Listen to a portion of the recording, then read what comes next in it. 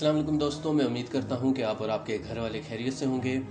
Solution for problems का ये part 5 है। टॉपिक है problems in judiciary and solution.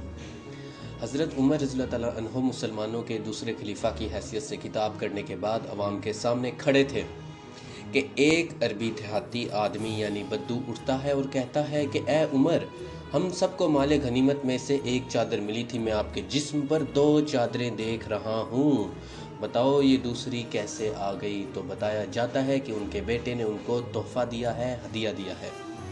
ये था एक आम शख्स की आज़ादी राय और सवाल पूछने की ताकत और अवामी शऊर। मगर आजकल हमें इंसाफ नहीं मिलता, हमें अदालतों में चक्कर लगाने पड़ते हैं और बाकायदा झूठे गवाह मिलते हैं जिनकी फ़िक्स फ़ीस होती है और वो कुरान पर हाथ रख कर इस्लामी जमहूरिया पाकिस्तान के इस्लामी होने पर हंसते हुए झूठी गवाही देते हैं और हंसते हैं उनको, और लोगों पर झूठे केस बनाए जाते हैं, उनको जलील किया जाता है। झूठे केस के डर से लोग इलाके के एसएचओ को ज़मीनी खुदा तस्वुर करते हैं, जिसे कोर्ट कचहरी की थाने की सियासत भी कहते हैं। ये ज़मीनी खुदा इस्लामी जमहूरिया पाकिस्तान में इस्लाम को कब्र में उतारते हुए आम आदमी पर जुल्म करते हैं। इसके अलावा हमारे अदालती निज़ाम का सबसे बड़ा मसला उसका सुस्त होना है। कुछ लोग तो 2 से 3 नस्लों से केस भुगत रहे होते हैं और इंसाफ अगर देर से मिले तो वो इंसाफ नहीं रहता, इंसाफ अगर देर से मिले तो वो इंसाफ ही कैसा।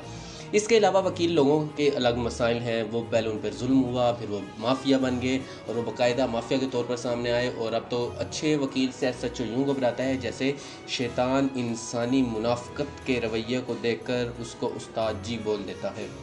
खैर, अदालती निज़ाम की देरी की वजह कीमती वक्त का ज़ाया होना है, ज़िंदगियाँ बर्बाद होती हैं और ताकतवर लोग ज़्यादातर वकील करने की बजाय जज कर लेते हैं, मतलब उसको ख़रीद लेते हैं। और जब एक आम आदमी कोर्ट कचहरी और थाने के चक्कर लगा कर थक जाता है मगर उसको इंसाफ नहीं मिलता। हमारे यहाँ ऐसे केस भी मौजूद हैं कि मुलजिम पर अरबों रुपए की करप्शन का इल्ज़ाम होता है और वो 500 के स्टाम्प पेपर और 50,000 की ज़मानत देकर रिहा हो जाता है, मुल्क से बाहर चला जाता है। और गरीब आवाम को ये सहूलत देते हुए हमारे अदालती निज़ाम की इज़्ज़त में कमी वाक़ होती है। ताकतवर लोगों को ख़रीदते हुए उनको कानून अपनी मर्ज़ी के मुताबिक बना दिया जाता है, या फिर अगर किसी के ऊपर कत्ल का केस हो और सामने वाला ताकतवर हो तो पैसे दे के डरा धमका कर माफ़ी हासिल कर ली जाती है। ऐसी बहुत सारी दास्तानें मौजूद हैं। खैर, अदालती निज़ाम के सॉल्यूशंस भी मौजूद हैं।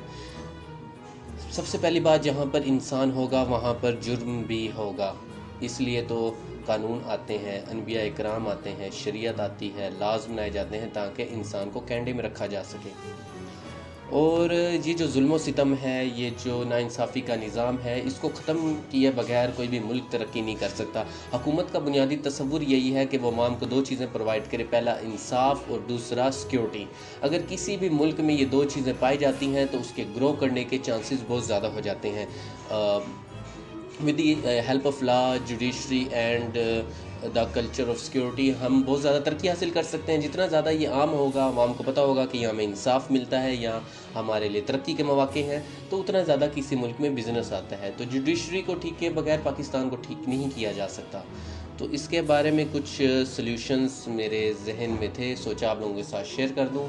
नंबर 1, मुल्क के हर शहर नहीं बल्कि हर गांव में एक मुकामी अदालत होनी चाहिए ताकि इंसाफ का निज़ाम तेज़ रफ्तार हो और गांव का केस गांव में ही निपटा लिया जाए और अच्छे तरीके से निपटा लिया जाए ताकि उनको शहर का रुख करने की ज़रूरत ना पड़े।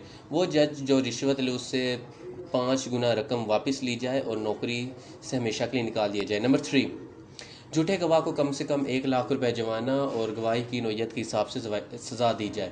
नंबर 4, बदमाशी करने वाले वकीलों का लाइसेंस ख़त्म किया जाए। नंबर 5, इंसाफ के निज़ाम को जदीद टेक्नोलॉजी की मदद से तेज़ किया जाए। गवाह अगर दूसरे शहर में है तो स्काइप और वीडियो कॉल्स की मदद से निज़ाम को जदीद किया जाए। नंबर 6, फैसले पर सख्ती से अमल दरामद करवाया जाए। नंबर 7, कानून सबके लिए बराबर हो, कानून की सहूलत भी सबके लिए बराबर हो। नंबर 8, स्कूल और कॉलेज में एक लाजमी मजमून यानी कंपलसरी सब्जेक्ट होना चाहिए जिसमें बुनियादी हकूक़ हों, बेसिक राइट्स हों, ताकि एक आम इंसान को पता हो कि मेरे क्या हकूक़ हैं। और इलाके का एसएचओ या जो वार्डन वगैरह फजूल में खड़े होते हैं वो उसको ब्राइब यानी कि उसको तंग ना कर सकें और वो फिर उनको ब्राइब ना कर सकें। नंबर 9, वकील और जजों उनके मुतल्लिक इखलाकी तरबियत साल में कम से कम 4 से 5 दफ़ा करवाई जाए, नहीं तो 2 दफ़ा तो लाजमी करवाई जाए। नंबर 10, अदालती निज़ाम को आसान बनाया जाए, जदीद तरीन बनाया जाए, अदालती निज़ाम की कॉम्प्लेक्सिटी को हर मुमकिन तौर पर हल किया जाए। वीडियो देखने के लिए आप सब लोगों का बहुत बहुत शुक्रिया। चैनल को सब्सक्राइब कीजिए। अल्लाह हाफिज़।